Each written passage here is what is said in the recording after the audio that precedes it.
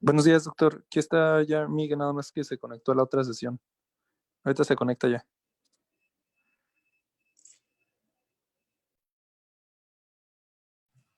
Sí, perfecto.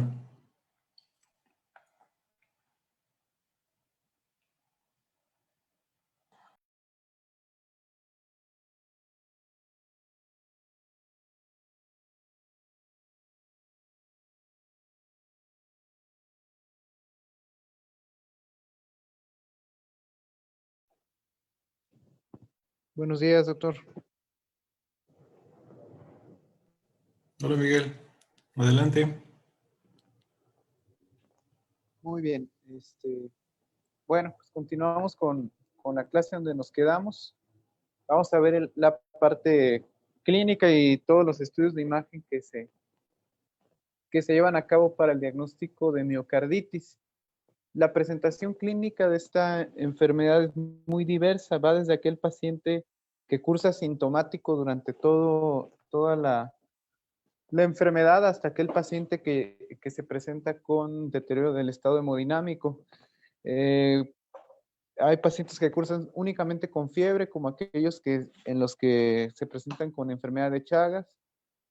Pacientes que cursan con un malestar general previo al inicio de los síntomas, con síntomas inespecíficos, y a los que posteriormente se puede llegar a presentar dolor torácico, que puede semejar el dolor torácico de la angina. Sin embargo, este dolor no va a disminuir con el reposo, y este dolor puede cambiar si a la miocarditis se agrega una pericarditis. En este caso encontraremos frote, encontraremos un dolor torácico que se exacerba con el decúbito y que mejora con la inclinación hacia adelante del paciente. Otra forma de presentación puede ser aquel paciente que no tiene dolor, no tiene disnea o síntomas de insuficiencia cardíaca, pero se presenta con alteraciones eléctricas, con bloqueos auriculoventriculares, taquicardias supraventriculares o en casos más severos taquicardias ventriculares, o alteraciones inespecíficas en la repolarización. De igual forma, hay pacientes que se van a presentar con síntomas de insuficiencia cardíaca y en los cuales se va a documentar cardiomegalia como los primeros hallazgos de esta patología. Se dice que el dolor torácico que pudiera semejar a la angina puede estar mediado por el daño endotelial que pudiera provocar un vasoespasmo coronario en arterias que no se encuentran con enfermedad aterosclerosa. Podemos pasar a la siguiente. Típicamente tiene una distribución bimodal. La presentación agudo fulminante es más frecuente en los pacientes más jóvenes, en niños y adolescentes, y la presentación con falla cardíaca severa o con desarrollo de miocardiopatía dilatada es más frecuente en los pacientes de mayor edad. Y esto pudiera estar relacionado con la madurez del sistema inmunitario, la cierta tolerancia que tendría el sistema inmunitario en los pacientes más adultos y con ello el desarrollo de una reacción inflamatoria de menor proporción comparado con aquellos pacientes más jóvenes que desarrollan una reacción inflamatoria mucho más severa. Podemos pasar a la siguiente. En general, en la correlación en cuanto a la etiología y las presentaciones clínicas, pues no hay mucha, en cuanto a lo viral, realmente no hay mucha diferencia. Se dice que en el caso de la infección por parvovirus B19, suele presentarse con dolor torácico y como había mencionado previamente, esto se debe a la disfunción del endotelial, recordando que este virus tiene afinidad por la destrucción de las células endoteliales, el ingreso hacia este tipo de células a comparación de los otros virus como los enterovirus que tienen la capacidad de infectar directamente al miocardiocito. En el caso de aquellas miocarditis mediadas por hipersensibilidad a fármacos o reacciones a otros tóxicos, generalmente se acompañan de erupciones pruriginosas, aumento de eosinófilos en los recuentos de la biometría hemática, y esto aunado al dolor, clínica de insuficiencia cardíaca, pudiera orientarnos hacia este diagnóstico. Y en el caso de la miocarditis de células gigantes, que suele ser una presentación más severa de la enfermedad aguda y que llega a ser fatal, generalmente estos pacientes se van a acompañar de trastornos eléctricos severos, como bloqueos auriculoventriculares de alto grado o arritmias ventriculares que son potencialmente fatales. Ya pasando a los abordajes diagnósticos, con respecto a los biomarcadores, los que tienen mayor sensibilidad y mayor peso pronóstico es la medición de las troponinas I y la troponina T. Se dice, a pesar de que no hay unos puntos de corte específicos para determinar la asociación con mortalidad, el hecho de encontrar los positivos se nos asocia a un peor pronóstico. Mientras más elevadas se encuentren sus recuentos en sangre, el pronóstico, el riesgo de complicaciones es más alto. De igual forma, en aquellos pacientes que previo a padecer la enfermedad ya se encontraban con biomarcadores elevados, son pacientes que tendrán mayor riesgo de complicaciones fatales. Otros biomarcadores en sangre que nos pudieran ayudar a determinar el pronóstico son la creatinina, que nos refleja el daño, la hipoperfusión a nivel renal, la elevación de enzimas hepáticas, el lactato, la fracción amino terminal del propéptido BNP, y de forma más específica, aunque menos reproducible en nuestro medio, la medición directa de la interleucina 10, que tiene una mediación inflamatoria en todo el contexto de la miocarditis. En cuanto al electrocardiograma, se dice que no hay hallazgos patognomónicos de la enfermedad, pero sí son frecuentes, lo más frecuente es que encontremos al paciente con taquicardia sinusal y trastornos inespecíficos de la repolarización. Otras cosas que podemos encontrar, que ya se han mencionado previamente, son arritmias supraventriculares y bloqueos auriculoventriculares, y en casos en los cuales hay una dilatación más severa, taquicardia ventricular.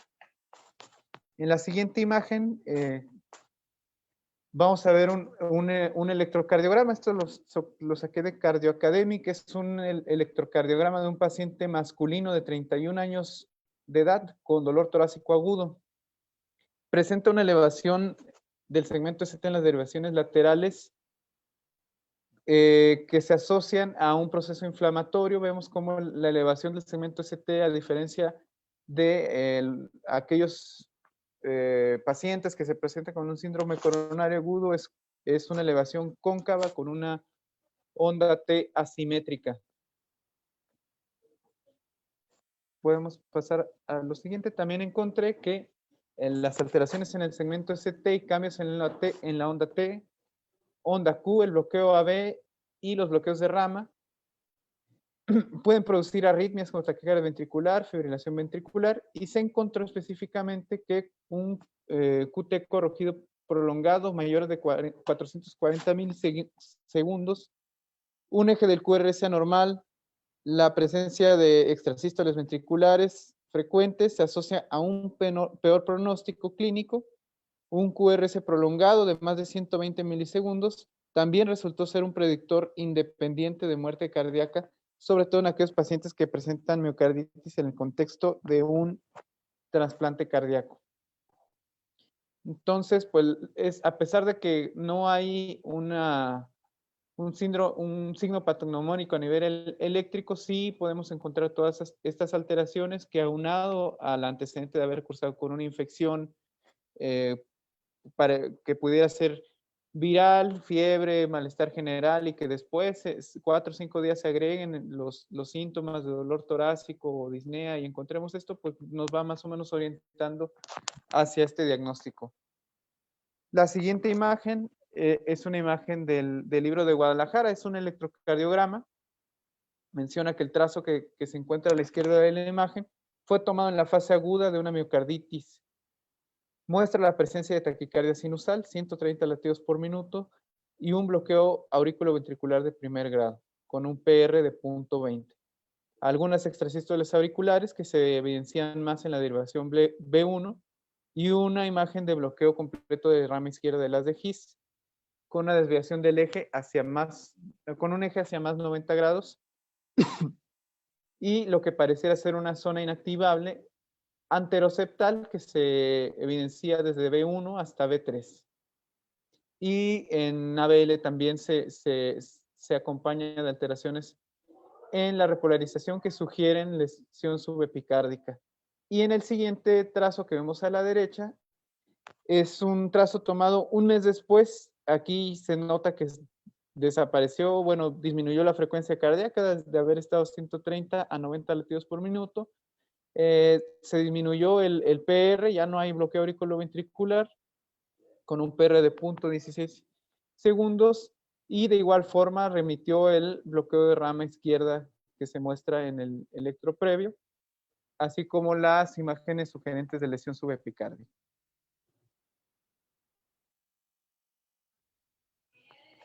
A ver si podemos pasar a la siguiente. Bueno, ya pasando a las técnicas de imagen.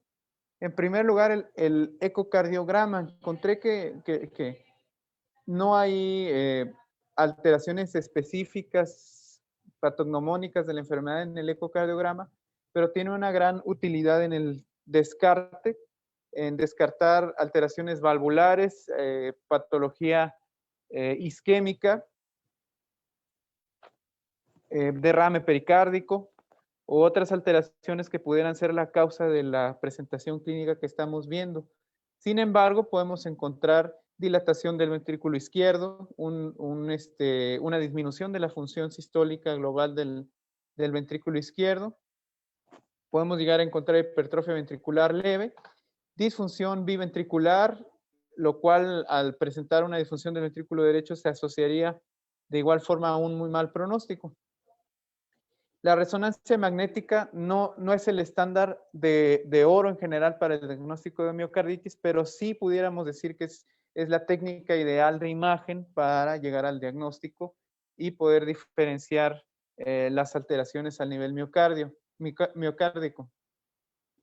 Veremos en las siguientes diapositivas las alteraciones que vemos en las imágenes potenciadas de T1, sangre negra, y las anomalías en el realce tardío con gadolíneo en las imágenes potenciadas con T2, sangre blanca.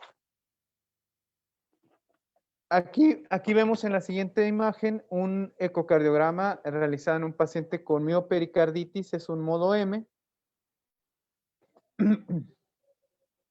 El trazo muestra la normalidad en las dimensiones, tanto en el ventrículo derecho, con una cuantificación de 19 milímetros, como en el BI con 44 milímetros. El diámetro sistólico es amplio de 34 milímetros y hay una disminución en el acortamiento porcentual del 22%, hecho que hace evidente la disfunción sistólica del ventrículo izquierdo.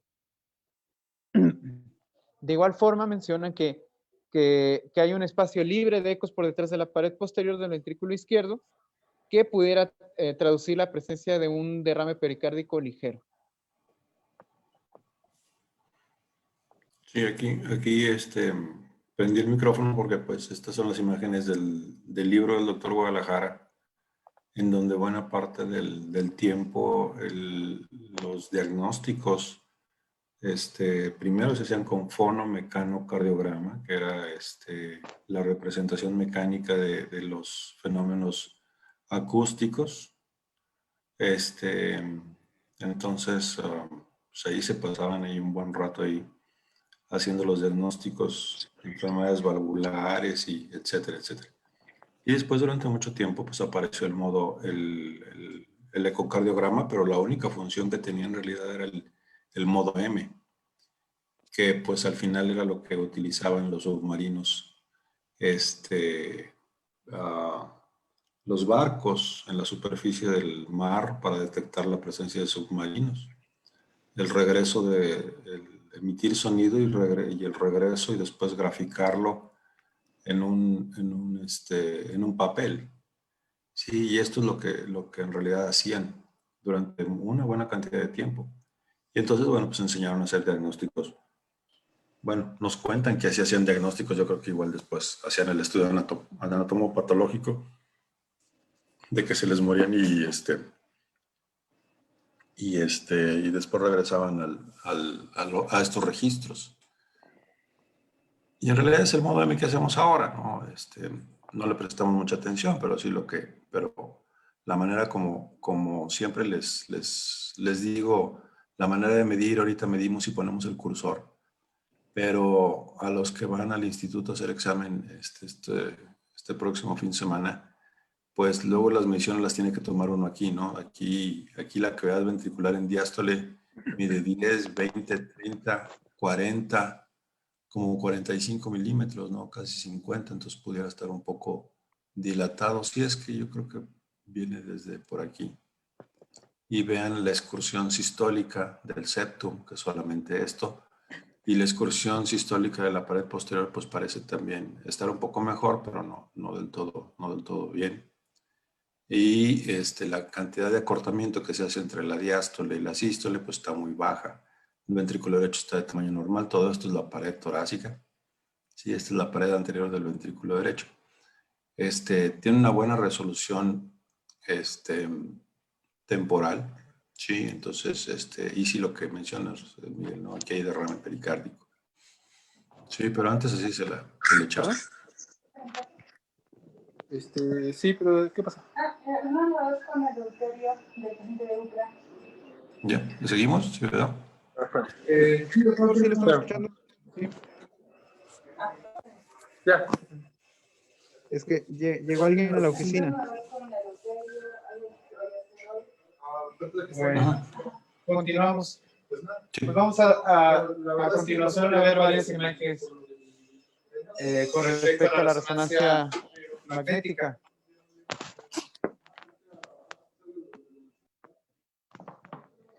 Esta es una imagen en donde vemos una resonancia. Vemos en la fila de arriba los planos de 4 cámaras y en la fila de abajo un eje corto medio ventricular.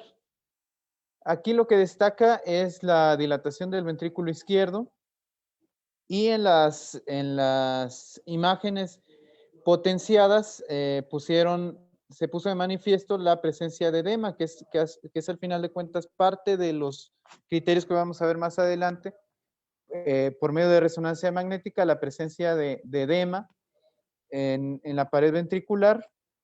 Y aquí la señalan en la cara lateral del ventrículo izquierdo con unas puntas de flecha.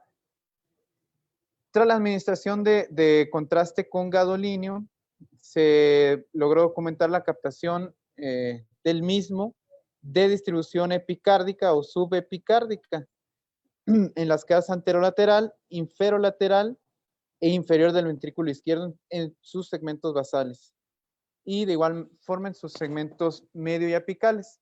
Aquí vamos a pasar a la siguiente imagen, que es una imagen más cercana, y aquí es conveniente comentar que a lo que se refieren cuando se habla de que la captación de gadolinio, el sitio de las lesiones, deben de ser en una distribución no isquémica, se refieren principalmente a que generalmente en el caso de las lesiones isquémicas las encontraremos en el subendocardio y es más característico del proceso inflamatorio que encontremos esta captación y edema miocárdico en el subepicardio de la pared ventricular o en los segmentos intramiocárdicos entre el subendocardio y el subepicardio.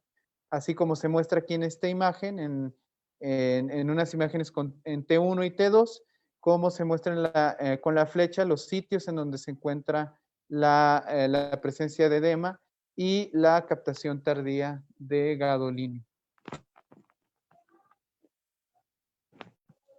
Y acá en esta que sigue es otra imagen en donde se ve con más evidencia los sitios de edema. En la imagen A,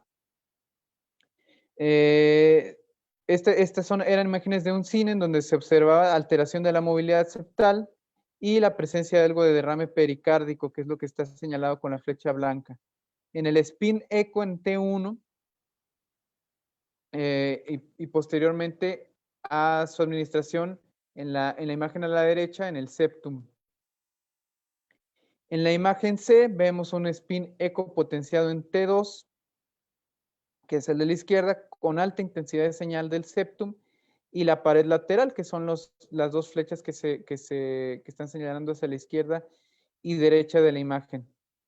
En estos segmentos se logró documentar el aumento de la intensidad de la señal en las imágenes de T2. Estos hallazgos estos hallazgos de realce tardío con gadolinio son positivas o son muy sugerentes de la presencia de inflamación y edema miocárdico en estas regiones. En la siguiente tabla vemos también sacado de Cardio Academic cuáles son las indicaciones para resonancia magnética en los pacientes con miocarditis. ¿A quiénes son los candidatos a este estudio? Son pacientes que se presentan con disnea o disfunción ventricular, con una historia reciente de enfermedad viral o en los cuales ya hayan presentado una miocarditis previa. Ortopnea o nuevas o persistentes anomalías en los electrocardiogramas o incremento de los factores de riesgo de enfermedad coronaria en pacientes menores de 35 años. Palpitaciones o intolerancia al esfuerzo, malestar general, dolor precordial, elevación de biomarcadores, síntomas no explicados para una estenosis coronaria ya conocida, o angiografía coronaria o prueba de esfuerzo reciente negativa para isquemia. Principalmente pacientes en donde los síntomas no cuadran con una enfermedad arterial coronaria crónica ya conocida, o incluso también por ahí se mencionaba en otro texto, pacientes en los cuales ya se conoce una enfermedad valvular o que ya se conocen con enfermedad cardíaca y que presentan un deterioro que no se explica por otras causas. En la siguiente tabla vemos cuáles son los hallazgos más frecuentes encontrados en la resonancia magnética. En resumidas cuentas, son la presencia de edema, hiperemia capilar, en la cual encontraremos un incremento de la captación tardía de gadolinio. También podemos encontrar lesión irreversible, en la cual con los protocolos de reinyección y las tomas posteriores a la inyección de gadolinio, no vemos recuperación de la zona afectada, como sí es el caso de las zonas isquémicas, como habíamos visto en otras clases.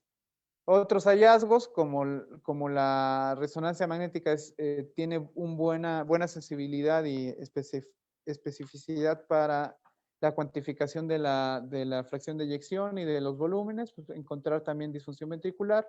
Otros hallazgos como el derrame pericárdico asociado a una pericarditis que convertiría esto en una miopericarditis.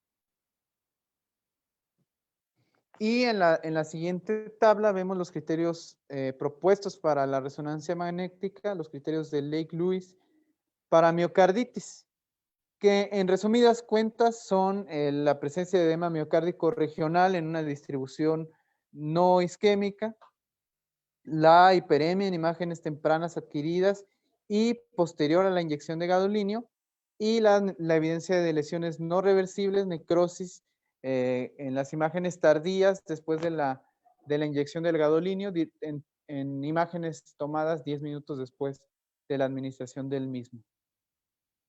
Esto en un contexto de sospecha clínica alta para la presencia de miocarditis.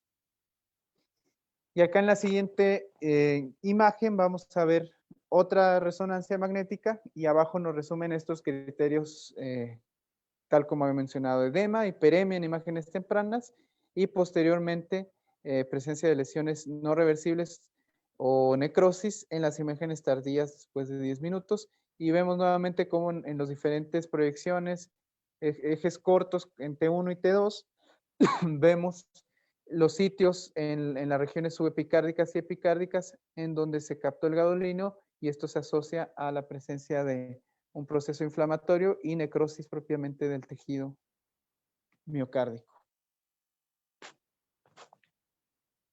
Muy bien, y ya prácticamente casi para terminar, vamos a hablar de la biopsia endomiocárdica. Esta es una técnica que, si bien es el estándar de oro para hacer el diagnóstico, no es tan reproducible y no es muy frecuentemente utilizada, principalmente en nuestro medio, para hacer estos diagnósticos. Su utilidad es más predominante en los escenarios clínicos en los cuales se sospecha una miocarditis fulminante, una miocarditis de células gigantes o una miocarditis linfocítica también fulminante. Considerarse en la miocarditis aguda que no responde también al tratamiento habitual o se complica con bloqueos auriculoventriculares de alto grado o taquicardias ventriculares sostenidas.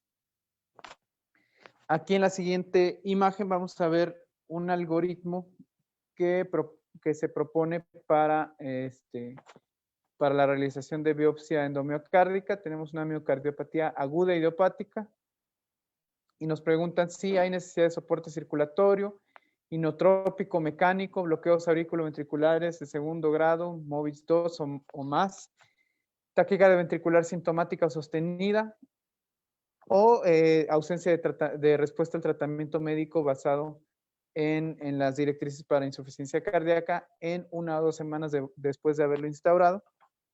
Si la respuesta es sí, lo ideal es llevar al paciente a una biopsia endomiocárdica. Si no es el contexto, es un paciente con menos gravedad en la presentación clínica, sin inestabilidad hemodinámica, que responde al tratamiento de insuficiencia cardíaca. Son pacientes que son más candidatos a llevarlos a un estudio de resonancia magnética en búsqueda intencionada de todas las alteraciones que mencionamos previamente. Y en la siguiente, en este punto, creo que es importante recordar la miocarditis de células gigantes. Histológicamente se define por un infiltrado inflamatorio difuso o multifocal de linfocitos y células gigantes multinucleadas, que son las células que están señaladas ahí en estos cortes a la izquierda de hematoxilina y eosina, con esas flechas negras.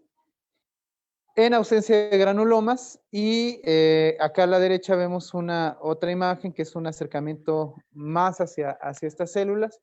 Vemos cómo se encuentra prácticamente nadando entre un cúmulo de células inflamatorias. Vemos que ya hay algo de fibrosis en el tejido, necrosis de esta zona, y el resto del miocardio parece estar íntegro.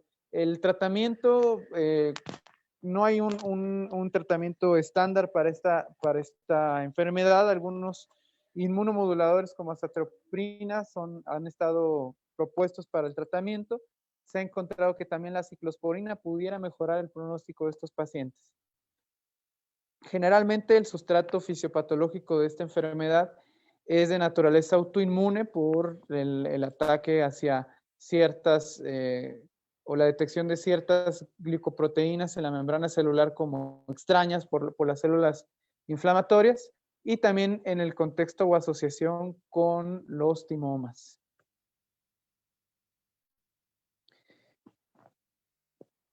El tratamiento en general como menciono, no hay un tratamiento específico de la miocarditis.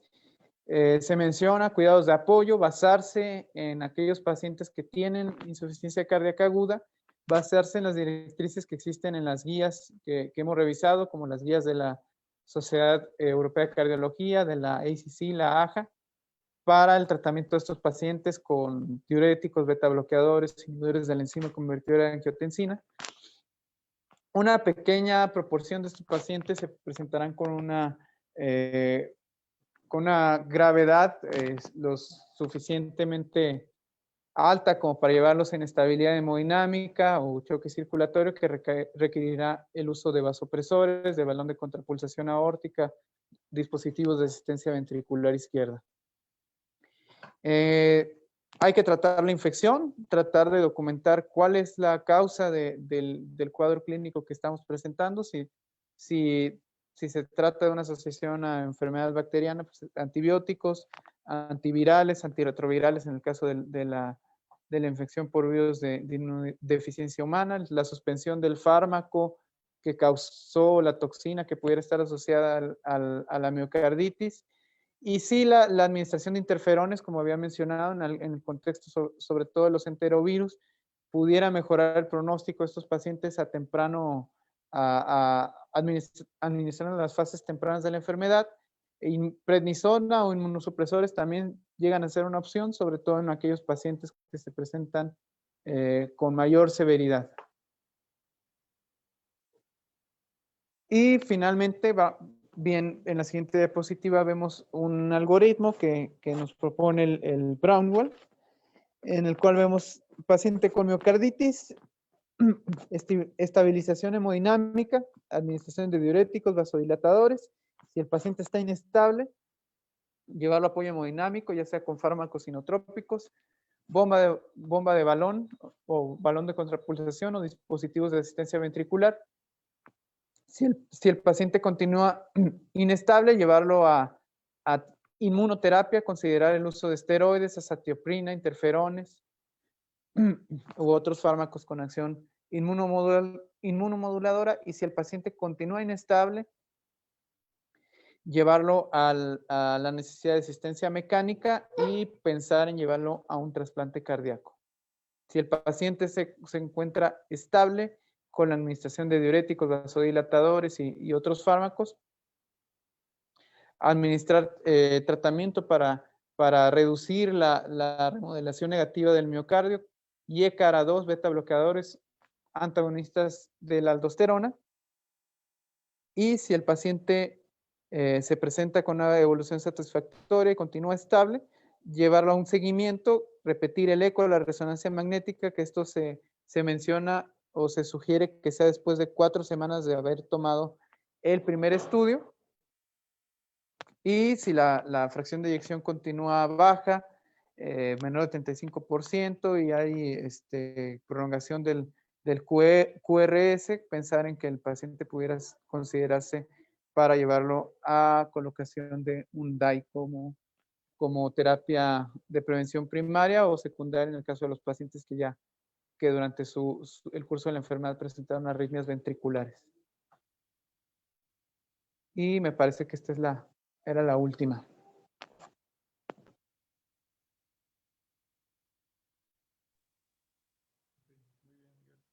¿Algún comentario, residentes? Veo aquí lo de up-to-date y el tratamiento en general. Bueno, terapia de soporte, en el primer punto, el tratamiento de miocarditis en el adulto. Y como mencionaba Miguel, la terapia inmunosupresora se sugiere para pacientes con enfermedades autorreactivas específicas, como miocarditis células gigantes, sarcoidosis, miocarditis eosinofílica no infecciosa y miocarditis autorreactiva en el contexto de enfermedad autoinmune conocida extramiocárdica, ¿no? Por ejemplo, lupus, miocarditis con lupus. Entonces ahí nos tendremos que, si el paciente va mal, hacer biopsia, tratar de identificar qué es lo que está pasando, si hay algún proceso autoinmune exacerbado que esté causando esto, y apoyarnos pues en los inmunólogos, reumatólogos para el manejo de inmunosupresión, ¿no? ¿Verdad? Aparte de todo el manejo de soporte hemodinámico que nos corresponde a los cardiólogos. Y una parte importante es que el paciente después de miocarditis debe evitar consumir antiinflamatorios no esteroideos. Sí, cosa que muchas veces lo utilizamos para pericarditis, ¿no?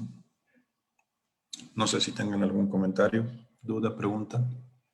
Joel, ahí estás, ¿no? Sí. Sí, doctor. Eric, ¿alguna duda? ¿Por qué no se usan AINES? ¿Por qué no se usan...?